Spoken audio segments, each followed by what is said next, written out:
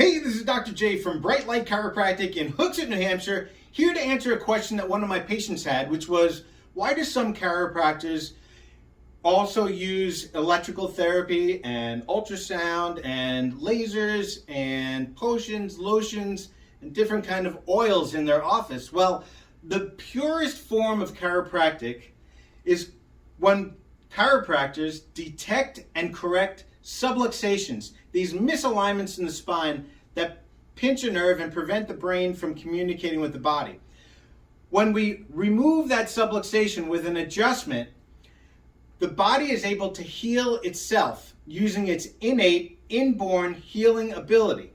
These other chiropractors are duplicating services that are done in physical therapist's office, like the lasers and electrical therapy, whereas the purest form of chiropractic is just limiting the practice to the detection and correction of subluxations so that the body can heal itself. And that is what we do at Bright Light Chiropractic. So, talking about these other chiropractors using oils, did you hear about the monk that looked into a bowl of margarine and saw Jesus? He said, "I can't believe it's not Buddha." Have a great day.